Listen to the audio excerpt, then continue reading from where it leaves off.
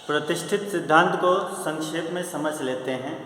अभी तक जो हम लोगों ने ये प्रतिष्ठित सिद्धांत पढ़ा, प्रतिष्ठित सिद्धांत वास्तव में है क्या, उसी को आज हम जान लेते हैं। वास्तव में इसका उद्देश्य क्या है, ये कहना क्या चाह रहा है रोजगार और आय के माध्यम से। तो पहले एक बात, इस बात को समझ लीजिए कि मैंने पिछली क्लास में P/MV को पढ़ा दिया था कि ये वस्तु बाजार है, लेकिन वास्तव में ये मौद्रिक बाजार है। I/S भी मौद्रिक बाजार है, यानी मौद्रिक क्षेत्र या मुद्रा बाजार है। इसको वो जो है I/S यानी बचत और निवेश के संबंध में है।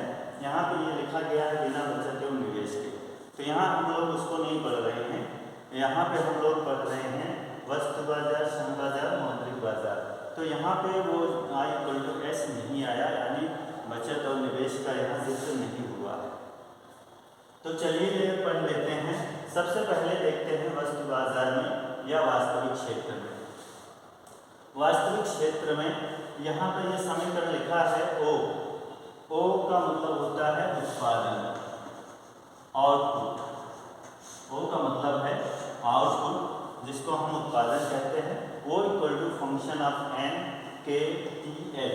उत्पादन के 4 ही साधन होते हैं, शायद आप भी जानते होंगे। उत्पादन के 4 साधन हैं। N का मतलब यहाँ पे हमने रोजगार से लिया है, रोजगार, और K कैपिटल, T जो ब्याज है, ब्याज मान लो, और L लेबर। तो ये जो है हमारे उत्पादन के 4 ही साधन हैं। या यहाँ पर हमने हो सकता है इसमें T का टेक्नोलॉजी लिखा हो, लेकिन आप ये मान चलिए उत्पादन के 4 साधन हैं। उन चारों साधनों से उत्पादन बढ़ता है। अगर इनको हम बढ़ा देंगे तो हमारा उत्पादन बढ़ जाएगा। अगर हम उत्पादन के साधनों में कमी कर देंगे तो हमारा उत्पादन भी कम हो जाएगा।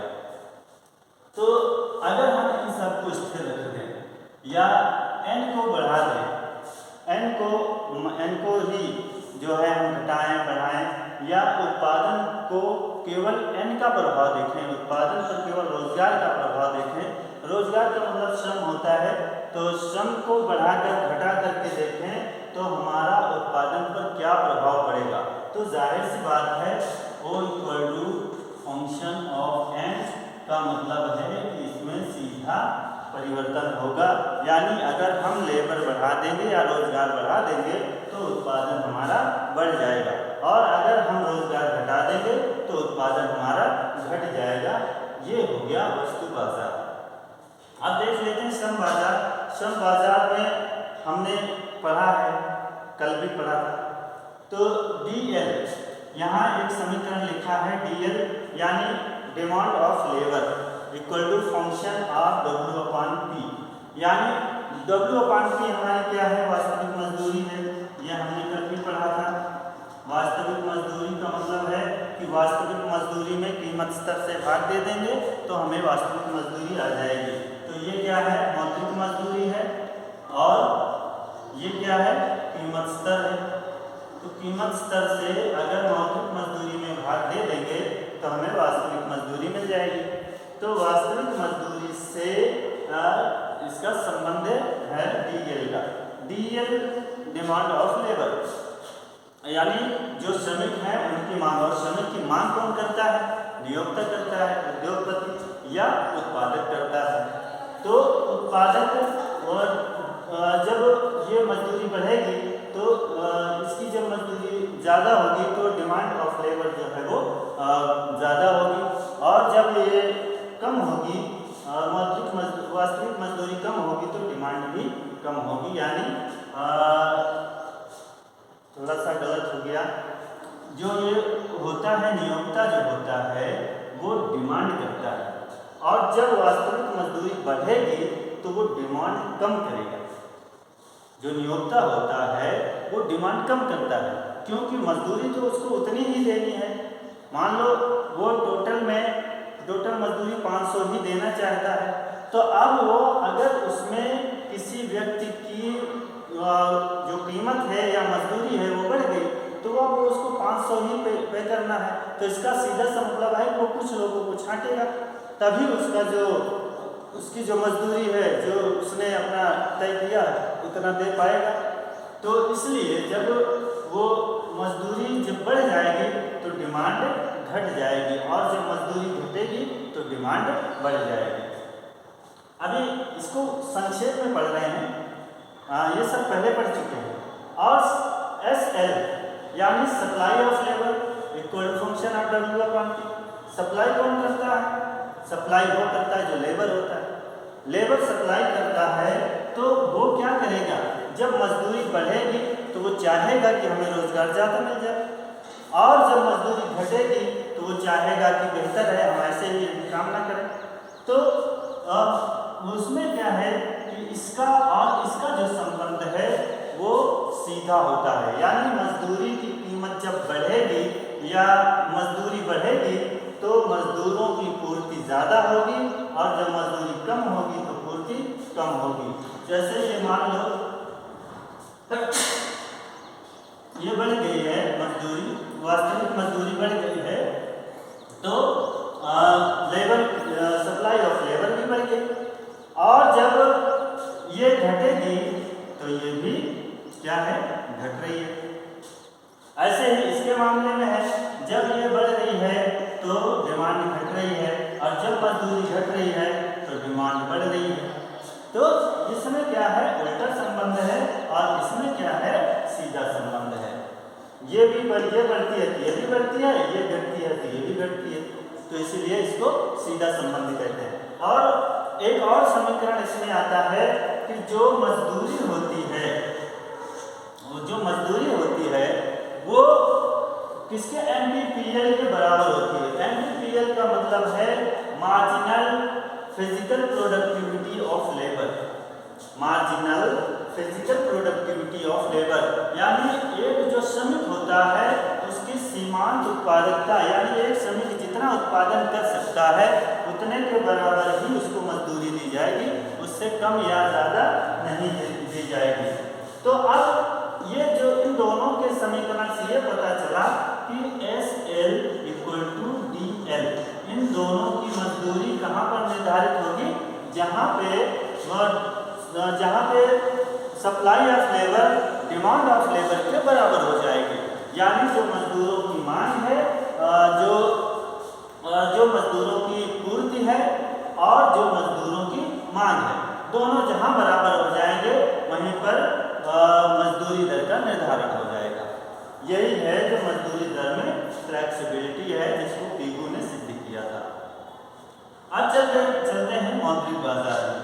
मौद्रिक बाजार में PT इक्वल टू MV, ये समीकरण भी पहले पढ़ चुके हैं। P क्या है, प्राइस लेवल है, T क्या है, ट्रांजैक्शंस है, यानी कितनी बार उस वस्तु का लेन देन हुआ है, और M क्या है, M है मुद्रा की मात्रा, और V क्या है, चलन गति, अर्थात कितनी स्पीड से चल रही है, एक घंटे में कितनी बार लेन देन हो रहा है, ये इसकी वेलोसिटी है, वेलोसिटी ऑफ मनी, मुद्रा की चलन गति।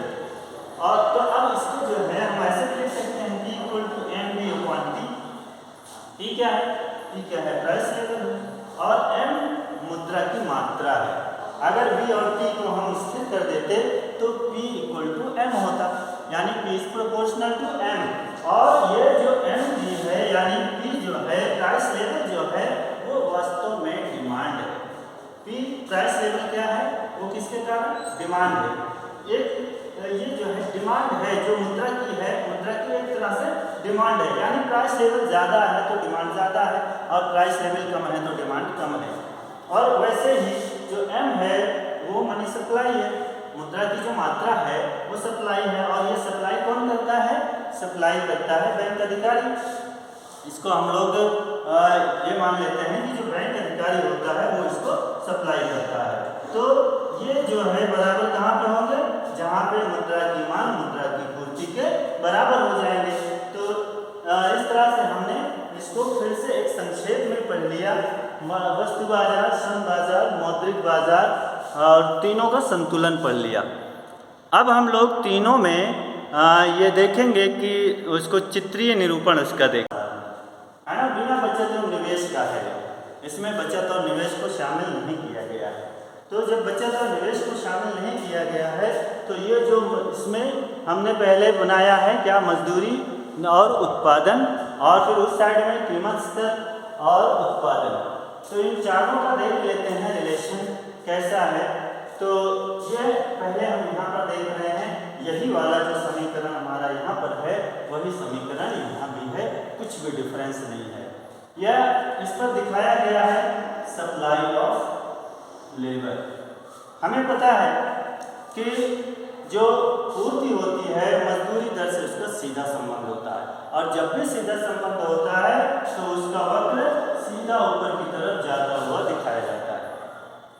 और मांग वक्र जो होता है वो किसी का भी हो, मांग वक्र हमेशा ऊपर से नीचे की तरफ, बाएं से दाएं की तरफ आता है। यहाँ पर दिखाया गया है DL यानी डिमांड ऑफ लेबर, और इस पर हमने रोजगार को दिखाया, इस पर वास्तविक मजदूरी को, W/P को हम वास्तविक मजदूरी कहते हैं, कल से पढ़ते आ रहे हैं।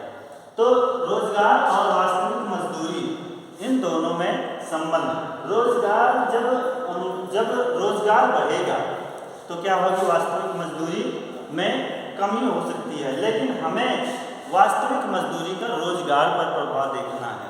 वास्तविक मजदूरी बढ़ेगी तो रोजगार हमारा क्या हो जाएगा, बढ़ जाएगा। क्यों, लोग चाहेंगे कि हम ज़्यादा से ज़्यादा काम पे लगें, लेकिन एक तरफ नियोक्ता जो है वो कम करने की कोशिश करेगा। तो ये एक तरह से जो है, एक समझ लो अपनी भाषा में अगर कह दो तो एक संघर्ष की स्थिति होती है, इसको हम द्वंद्व कहते हैं। एक अंदरूनी द्वंद्व होता है कि वो दिखाई नहीं देता है, लेकिन लेबर और उद्योगपति के बीच में एक द्वंद्व चलता है।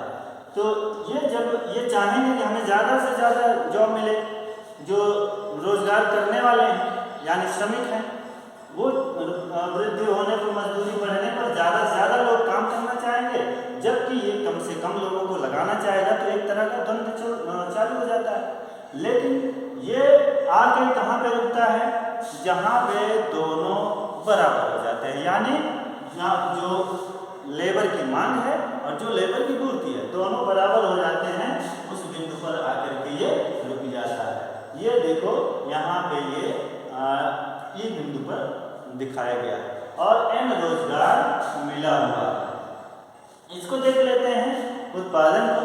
उत्पादन का वक्र क्यों ऐसा दिखाया गया है, उत्पादन का वक्र ऐसे सीधा क्यों नहीं बना दिया गया? ऐसे इसलिए नहीं बनाया गया क्योंकि उत्पादन जो है प्रारंभ में बहुत स्पीड में बढ़ता है, बहुत स्पीड में बढ़ता है, फिर धीरे धीरे घटना शुरू हो जाता है, और एक समय पे ये बिल्कुल नीचे की तरफ गिरना शुरू हो जाता है।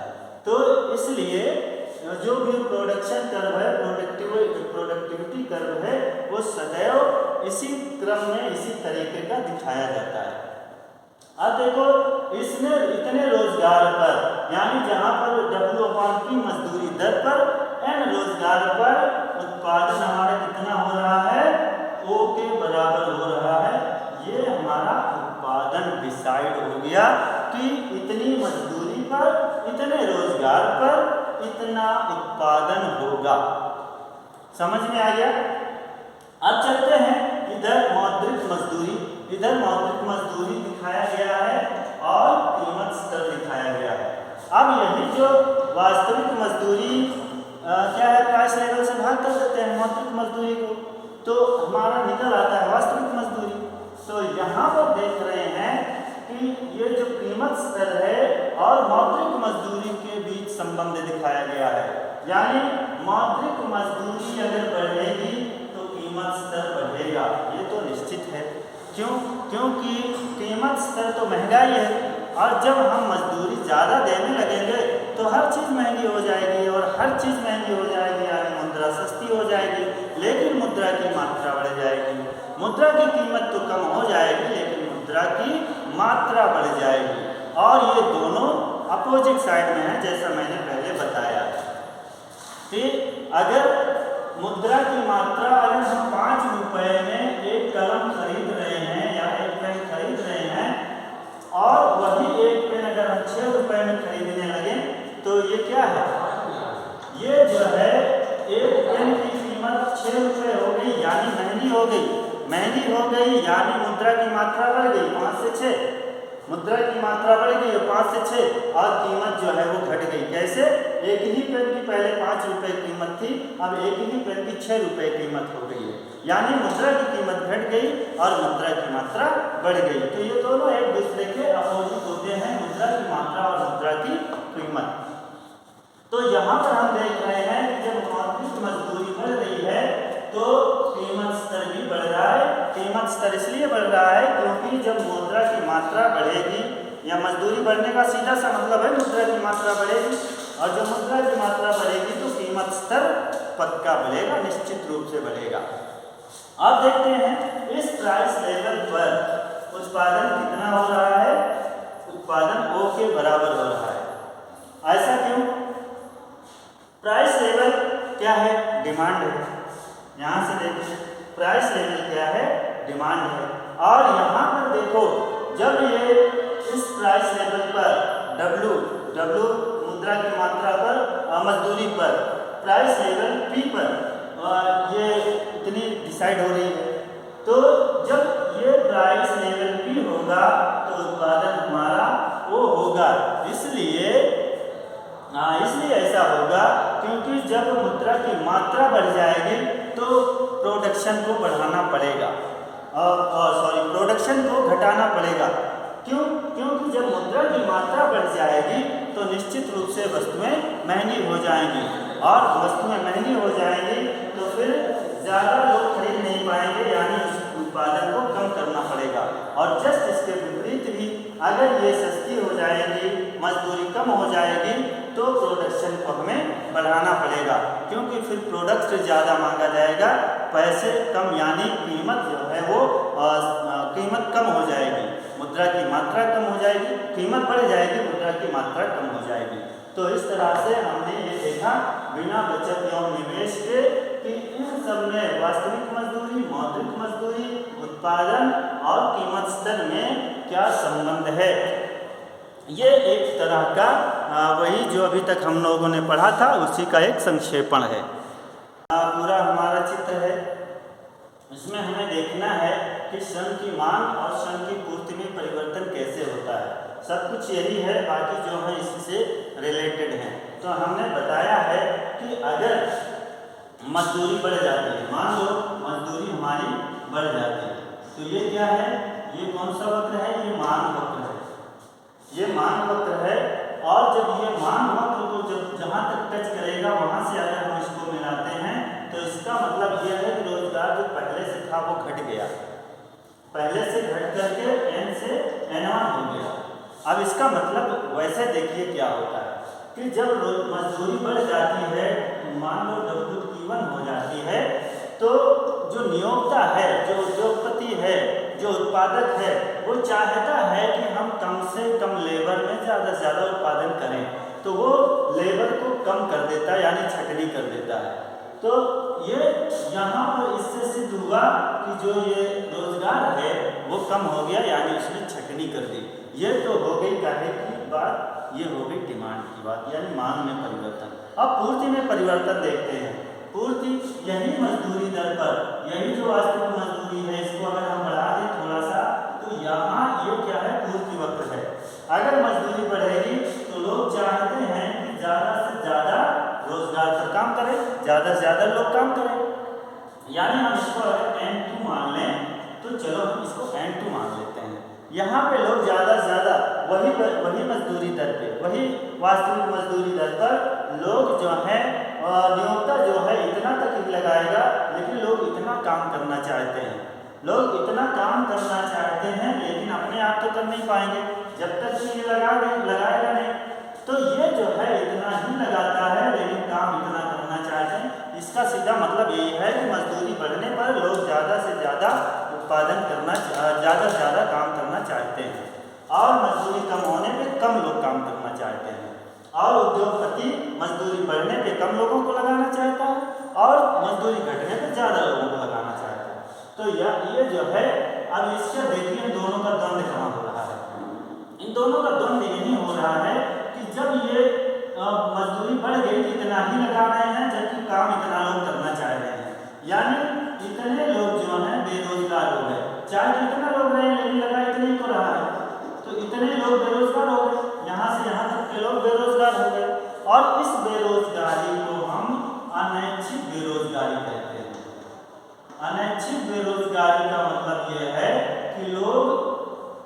चाहते तो हैं काम करना, लेकिन उनको काम मिल नहीं रहा, यानी अपनी इच्छा से बेरोजगार नहीं है, वो अनिच्छा से बेरोजगार है।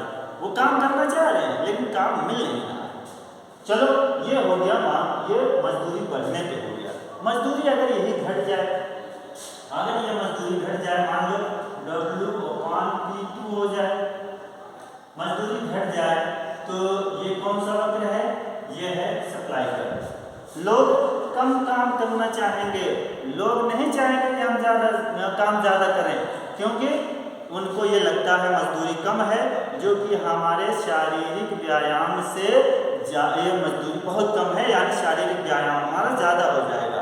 वो इस पर काम नहीं करना चाहते। लेकिन ये जो है, ये क्या है? डिमांड वक्र है। इसको आगे बढ़ा दिया जाए तो यहाँ पर ये जो है श्रमिकों को ज़्यादा लगाना चाहते हैं, लेकिन श्रमिक यहाँ इससे ज़्यादा काम करना नहीं चाह रहे हैं, यानी इतने ही श्रमिक काम करना चाह रहे हैं, बाकी इतने श्रमिक जो हैं वो काम करना नहीं चाह रहे हैं। यानी ये इतने जो श्रमिक हैं वो ऐच्छिक बेरोजगार हैं। क्या कहते हैं इसको? ऐच्छिक बेरोजगार हैं, यानी लोग काम ही नहीं करना चाह रहे हैं, वो अपनी इच्छा से बेरोजगार हैं। उनको काम तो मिल रहा है लेकिन वो काम नहीं करना चाह रहे हैं। तो ये हो गया इसमें। अब हम चलते हैं रोजगार पे। अब देखो, अगर ये कम लोगों को काम पे लगाएंगे, यानी कम रोजगार होंगे, और कम रोजगार होंगे तो जो प्रोडक्शन है वो उसका लेवल जो है वो घट जाएगा, यानी अब जो उत्पादन होगा वो कम होगा। इसका मतलब है उत्पादन पूरी तरह से रोजगार पर निर्भर करता है। यही पर लिखा है ना, O = function of N, O = function of N, यानी उत्पादन जो है वो रोजगार पर निर्भर करता है। और अब चलिए देखते हैं इस वाले से, अगर मान लो मजदूरी दर बढ़ जाती है, घट जाती है, तो लोग रोजगार पे ज़्यादा लगाएंगे। जब रोजगार ज़्यादा लगेगा तो तब क्या होगा? प्रोडक्शन का लेवल जो है वो बढ़ जाएगा, O से O2 हो जाएगा, यानी रोजगार और उत्पादन का सीधा संबंध है। ठीक है। अब चलिए देखते हैं मौद्रिक मजदूरी। और मौद्रिक मजदूरी अगर बढ़ जाती है तो क्या होगा? मौद्रिक मजदूरी बढ़ जाएगी तो प्राइस लेवल बढ़ जाएगा, और प्राइस लेवल बढ़ने का सीधा सा मतलब है उत्पादन घटेगा। उत्पादन क्यों घटेगा? क्योंकि जब प्राइस लेवल बढ़ेगा यानी चीज़ें महंगी होंगी, लोग कम चीज़ें खरीदेंगे, और जब कम चीज़ें खरीदेंगे तो इसका सीधा सा मतलब है कि उत्पादन करके ही क्या करेंगे? फालतू में डंप लगेगा, और डंप लगेगा तो मंदी आएगी। तो इसलिए जो मजदूरी बढ़ेगी तो कीमत स्तर हमारा बढ़ जाएगा। और अगर मजदूरी जो मौद्रिक मजदूरी है वो घट जाए तो प्राइस लेवल भी घट जाएगा, और प्राइस लेवल घटेगा तो सीधा सा मतलब है उत्पादन बढ़ जाएगा। ये देखो उत्पादन हमारा बढ़ रहा है, यहाँ से अगर हम देख रहे हैं तो ये उत्पादन हमारा घट रहा है। और यहाँ कीमत जैसे ही मजदूरी दर घटी यानी लोगों के पास क्रय शक्ति कम हुई, और जब क्रय शक्ति कम हुई तो मुद्रा की मात्रा कम हुई, और जब मुद्रा की मात्रा कम हुई तो उसकी कीमत बढ़ जाएगी, मुद्रा की कीमत बढ़ जाएगी, और जब मुद्रा की कीमत बढ़ जाएगी तो लोग बहुत ज़्यादा खरीदना शुरू कर देंगे, और ज़्यादा खरीदने का मतलब है प्रोडक्शन फिर बढ़ेगा। तो ये हमने देखा श्रम की मांग एवं पूर्ति में परिवर्तन का असर क्या होता है। तो आशा है कि ये आप लोगों को प्रतिष्ठित सिद्धांत समझ में आ गया होगा।